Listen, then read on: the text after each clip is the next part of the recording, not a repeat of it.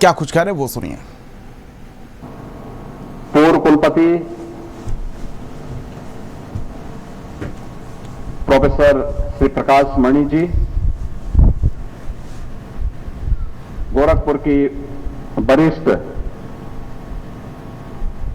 स्त्री रोग विशेषज्ञ डॉक्टर राधा जीना जी, दीनदयाल उपाध्याय गोरखपुर विश्वविद्यालय के वरिष्ठ आचार्य प्रोफेसर हर्ष कुमार सिन्हा जी, वरिष्ठ अधिवक्ता Shri Amitabh Tripathi ji, BRD medical college के पूर्व प्राचार्य डॉक्टर गणेश कुमार जी, गोरखपुर के वरिष्ठ सर्जन डॉक्टर दीपक खेतान जी, वरिष्ठ अधिवक्ता श्री हरिनंदन श्रीवास्तव जी, वरिष्ठ chartered accountant Shri Anoop Agarwal ji, chamber of industries के पूर्व अध्यक्ष श्री सुरेंद्र कुमार अग्रवाल जी, पैलडेगंज गुरुद्वारा समिति के अध्यक्ष श्री कुलदीप सिंह नीलू जी, आज के इस कार्यक्रम में उपस्थित भारतीय जनता पार्टी के क्षेत्रीय अध्यक्ष श्री सहजानंद राय जी, प्रदेश के उपाध्यक्ष और विधान परिषद के सदस्य और इस संपूर्ण कार्यक्रम के सह संयोजक के रूप में प्रदेश भर में सेवा पखवाड़ा कार्यक्रम के 15 दिवसीय कार्यक्रम को नेतृत्व प्रदान कर रहे डॉक्टर धर्मेंद्र सिंह जी, महापौर डॉक्टर मंगलेश श्रीवास्तव जी, हमारे विधायकगण श्री विपिन सिंह जी, प्रदीप शुक्ला जी, महिला आयोग की प्रदेश की उपाध्यक्ष श्रीमती चारो चौधरी जी और अन्य सभी गणमान्य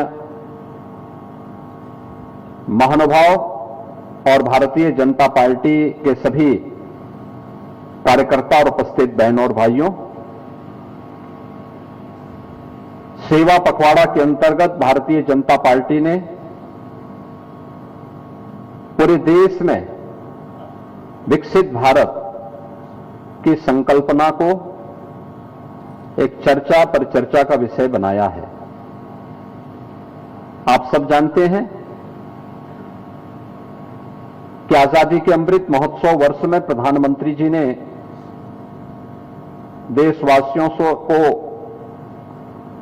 शताब्दी संकल्प अभियान के साथ जुड़ने का आह्वान किया था। यानी आजादी के शताब्दी महोत्सव 2047 में जब ये देश आजाद होगा तब हम कैसा भारत चाहते हैं और भारत के निर्माण के लिए प्रधानमंत्री जी ने पूरे देश का आह्वान किया था।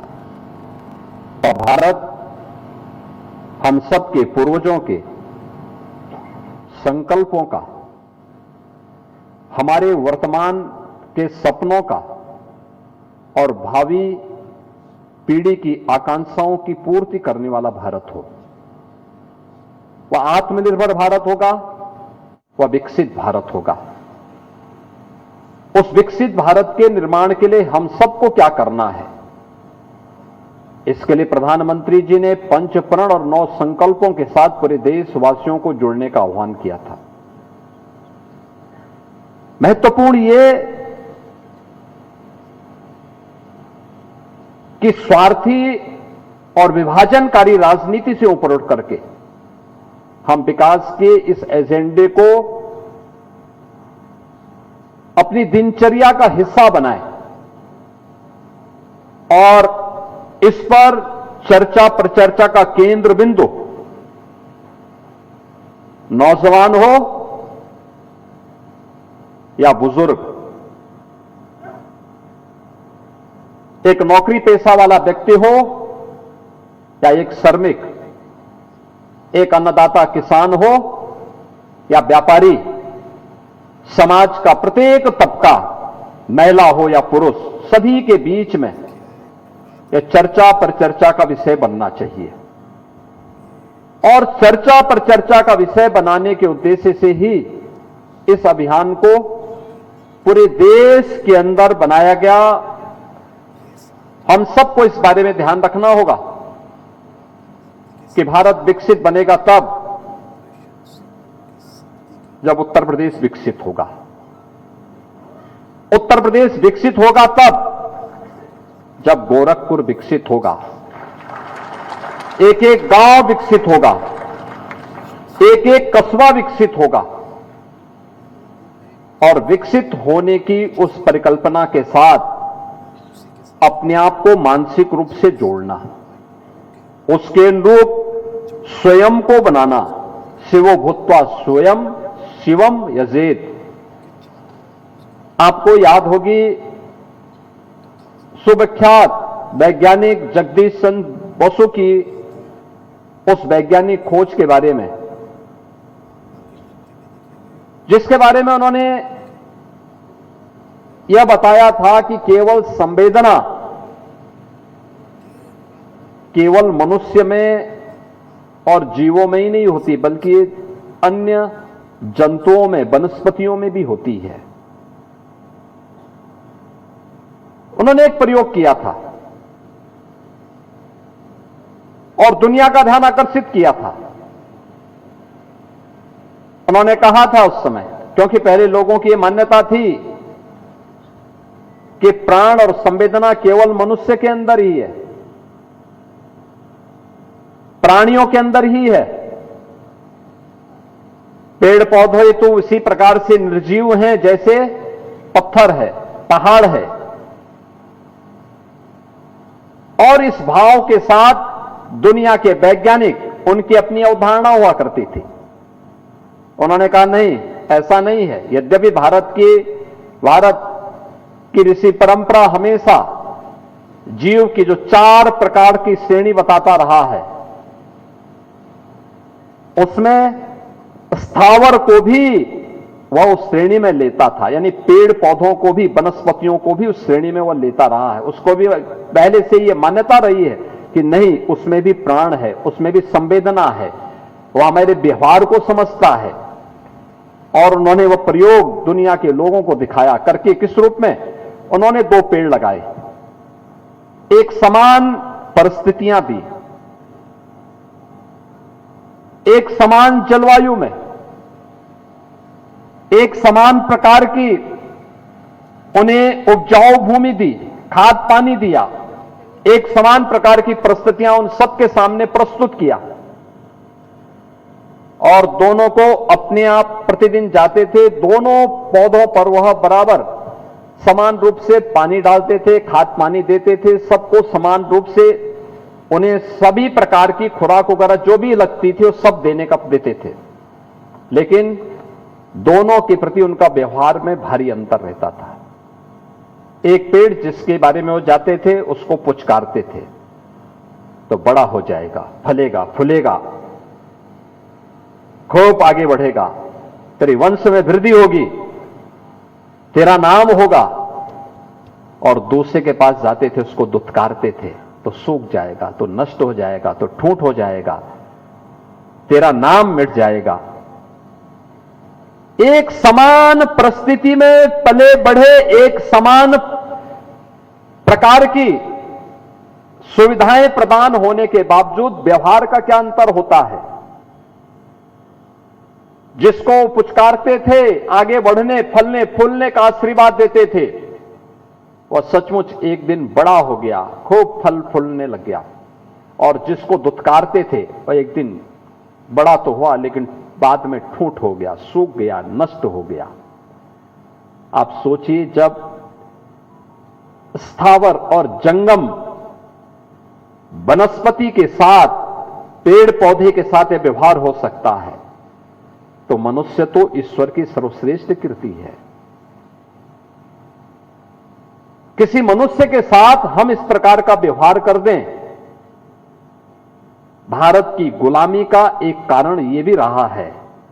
हमने अपने बंधु बांधवों के साथ जो भेदभाव किया, जातीय वैमनस्यता के आधार पर सामाजिक एकता को छिन्न भिन्न किया, उसका दुष्परिणाम सैकड़ों वर्षों तक इस देश को भुगतना पड़ा, हम सबको भुगतना पड़ा। लेकिन भेदभाव समाज ने किया, हमारा समाज विभाजित हुआ, लेकिन गुलामी की मानसिकता पूरे देश को झेलनी पड़ी। पूरा देश उसकी चपेट में आया। और गुलामी की मानसिकता क्या होती है? अपनापन भूल जाती है, अपना वैभव भूल जाती है, अपना गौरव भूल जाती है, अपनी विरासत को विस्मृत कर देती है। यही तो भारत के साथ हुआ, यही भारत के साथ हुआ है। भारत के लोगों ने यह मान लिया कि जो भारत का है वह तो पिछड़ेपन का प्रतीक है, जो भारत का है उसमें दम नहीं है। हम लोगों को मान लिया कि नहीं, संस्कृत की जगह इंग्लिश, भारत के राष्ट्रीय महापुरुषों की जगह कोई विदेशी हीरो, भारत के सर्वश्रेष्ठ ग्रंथों की जगह कोई विदेशी ग्रंथ, भारत के सर्वश्रेष्ठ लेखकों की मौलिक कृति की जगह किसी विदेशी लेखक की कृति, और भारत की विरासत में प्राप्त हुई किसी भी अन्य महत्वपूर्ण तथ्य की जगह विदेशी अच्छा है, सर्वश्रेष्ठ है, यह भाव हर भारतीय के मन में भर दिया गया। और गुलामी की इस मानसिकता में यह देश जीता रहा है। याद करिए, आजादी की लड़ाई, ऐसा नहीं कि देश पे हमले होते थे भारत चुप रहता था, ऐसा कभी नहीं रहा। लेकिन एकता का भाव था। हर कालखंड में भारत ने प्रतिकार किया, लेकिन बटी हुई ताकत थी। वे हीरो आज भी हमारे बीच में मान्य रूप से हैं। हम महाराज सुहेलदेव की पूजा करते हैं, उनका सम्मान करते हैं। इतिहास ने उनके नाम को गायब कर दिया। सुहेलदेव ने आज से 1000 वर्ष पहले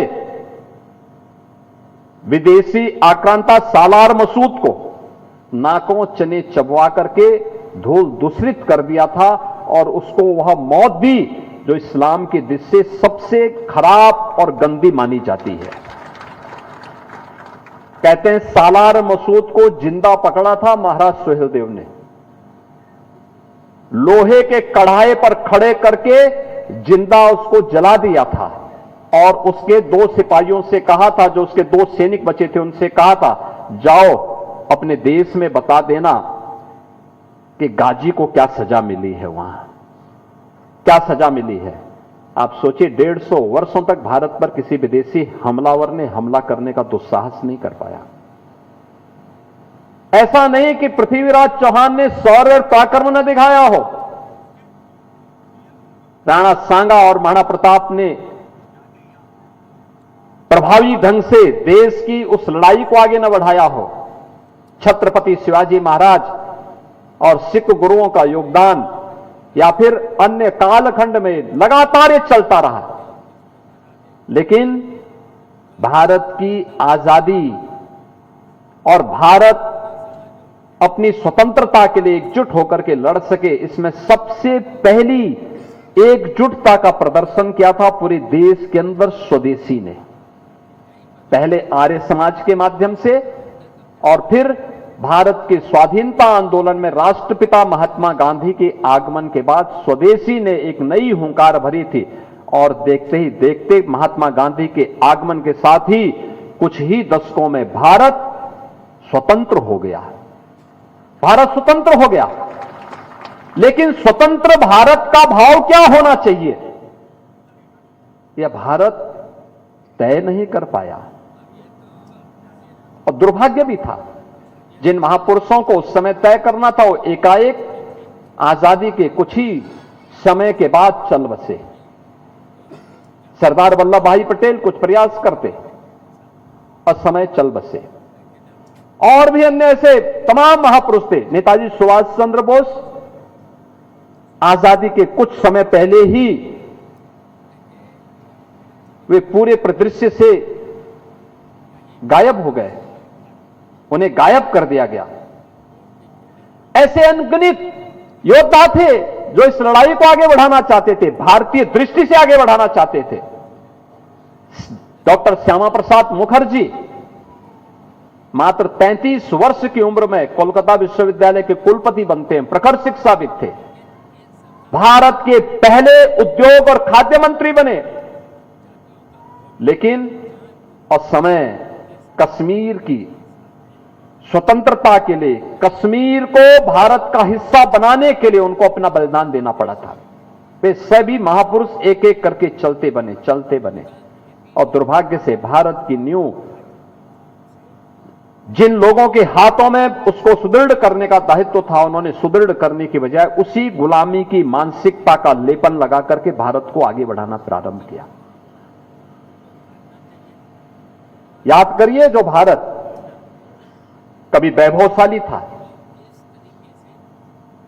जो भारत दुनिया के अंदर बल में, बुद्धि में, वैभव में अग्रणी गिना जाता था, गुलामी के कालखंड में भारत की हुनर को, भारत की स्किल को,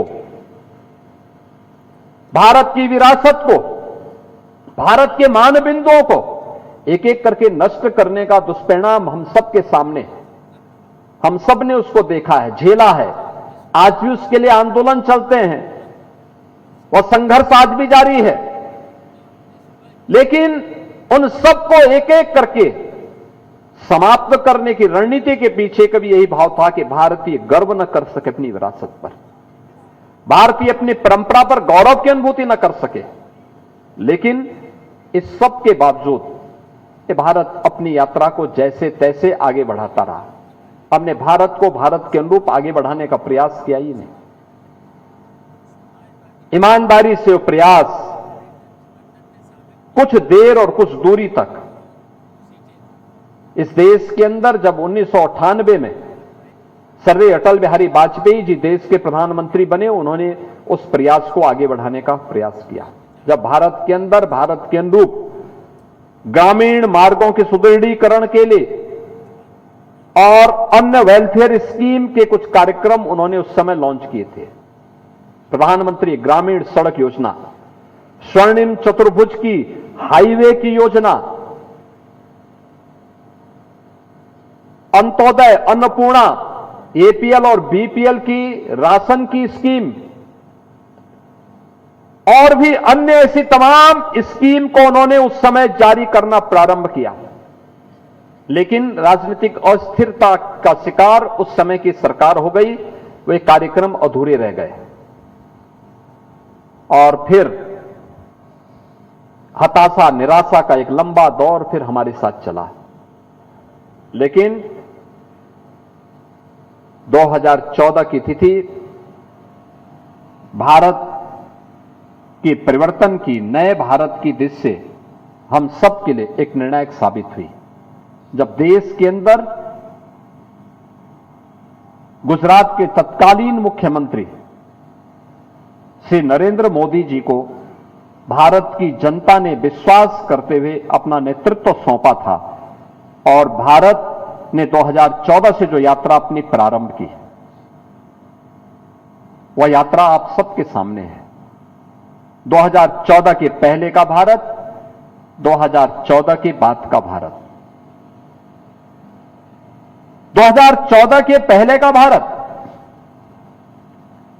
कितना भी प्रयास किया गया, लेकिन 1947-50 से लेकर के 2014 तक भारत देश की केवल, दुनिया की केवल 11वीं अर्थव्यवस्था बन पाया था और 11 से लेकर 14 से लेकर के अब तक भारत दुनिया की अब तक चौथी बड़ी अर्थव्यवस्था बन चुका है और इस वित्तीय वर्ष के अंत तक भारत दुनिया की तीसरी बड़ी अर्थव्यवस्था बन जाएगा। भारत की प्रति व्यक्ति आय में वृद्धि हुई है, काफी वृद्धि हुई है। हर एक क्षेत्र में हमने नित नए प्रतिमान स्थापित किए, हाईवे के, रेलवे के, मेट्रो के, नए AIIMS, IIT, IIM, NIT, triple IT, central universities गठित हुई। देश के अंदर वर्ल्ड क्लास एजुकेशन के, हेल्थ के नए केंद्र विकसित हुए। भारत एक नए युग में प्रवेश किया है और जीवन के प्रत्येक क्षेत्र में भारत ने अभूतपूर्व विकास किया है। भारत की आमदनी बढ़ी तो इंफ्रास्ट्रक्चर भी मजबूत हुआ और वेलफेयर के स्कीम को भी भारत ने तेजी के साथ आगे बढ़ाया। कोई सोच सकता है? भारत पिछले 5.5 वर्ष में 80 करोड़ लोगों को फ्री में राशन की सुविधा का लाभ दे रहा है। दुनिया के अंदर कोई देश नहीं दे रहा है। आप सभी लोग गोरखपुर में रहते हैं। 1977 से 2017 तक हम लोगों ने इंसेफ्लाइटिस की कहर को अपनी आंखों से देखा है। तड़पते हुए बच्चों को, मरते हुए बच्चों को हम लोगों ने अपनी आंखों से देखा है। याद करिए, इंसेफ्लाइटिस की वैक्सीन जापान ने 1905 में बनाई थी। भारत में आने पर उस वैक्सीन को 100 वर्ष लगे। 100 वर्ष भारत में आने में लगे। और 2017 में जब डबल इंजन की भारतीय जनता पार्टी की सरकार प्रदेश में बनी, तब 40 वर्ष के बाद उस बीमारी के उपचार की दिशा में ठोस कदम उठाए गए और आज वह बीमारी पूरी तरह समाप्त हो गई। यही सीजन हुआ करता था जब इंसेफ्लाइटिस के खिलाफ हर परिवार में भय और दहशत रहता था कि पता नहीं कौन बच्चा इसकी चपेट में आ जाए, कौन दुर्भाग्यशाली होगा। और आज ऐसी कोई भय नहीं। आज तो हमारे यहां हर परिवार में अब इंतजार रहता है पर्व और त्योहार का। पर्व और त्योहार आएंगे, हम इस पर्व और त्योहार के साथ जुड़ेंगे। एक उत्सुकता होती है, एक उमंग होता है। हर परिवार एक नए सुबह के लिए, एक नए भोर के लिए इंतजार करता है, जिससे एक नया उत्साह उसके जीवन में आ सके। देश के अंदर आजादी के पहले से लेकर के 2014 तक केवल 74 एयरपोर्ट बन पाए थे। आज इनकी संख्या बढ़ चुकी है 160, यानी इन 11 वर्षों में संख्या बढ़कर के 160 तक पहुंच गई। एम्स कुल पहले 7 थे, आज इनकी संख्या बढ़कर के हो गई है 23, यानी एक बड़ी संख्या सेंट्रल यूनिवर्सिटीज और इंस्टीट्यूशंस 450 की संख्या में बने हैं। मेट्रो 230 किलोमीटर से बढ़कर के आज 1050 किलोमीटर से अधिक की मेट्रो लाइन बिछ चुकी है। देश के अंदर वेलफेयर की स्कीम के बारे में 4 करोड़ गरीबों को एक आवास इन 11 वर्षों में प्राप्त हो गया। 50 करोड़ लोग आयुष्मान भारत की सुविधा के माध्यम से 5 लाख रुपए की स्वास्थ्य बीमा का कवर प्राप्त कर रहे हैं। 10 करोड़ परिवारों को उज्ज्वला योजना का फ्री में कनेक्शन उपलब्ध हुआ। 11 करोड़ गरीबों के घर में शौचालय बन गए। यानी एक लंबी फेहरिस्त है, एक लंबी सूची है। पैसा था, अर्थव्यवस्था मजबूत हुई तो वेलफेयर के दायरे को भी बढ़ाने में मदद मिली। गरीब कल्याणकारी योजनाओं को प्रभावी ढंग से आगे बढ़ाने में मदद मिली। भारत का जो सामाजिक सुरक्षा का कवरेज था, आजादी के बाद से लेकर के 2014 तक, यानी इन 65-68 वर्षों में इसका दायरा केवल बढ़ा था 19% और 14 से लेकर के अब इसका दायरा बढ़ा है 65% से अधिक। एक लंबी छलांग भारत ने लगाई है। अर्थव्यवस्था के क्षेत्र में लगाई है, इंफ्रास्ट्रक्चर के क्षेत्र में लगाई है। दुनिया की सबसे तेज उभरती हुई अर्थव्यवस्था के रूप में अपने आप को स्थापित किया है और भारत ने तेजी के साथ दुनिया के अंदर सबसे अच्छे इन्वेस्टमेंट के डेस्टिनेशन के रूप में भारत ने अपने आप को स्थापित किया है। दुनिया के अंदर डिजिटल टेक्नोलॉजी में आज भारत एक लीडरशिप लेकर के आगे बढ़ रहा है। भारत ने इमर्जिंग टेक्नोलॉजी को तेजी के साथ अपने अपनाया है। दुनिया के अंदर सबसे ज्यादा स्मार्टफोन का इस्तेमाल करने वाला कोई देश है, भारत है। यानी हर एक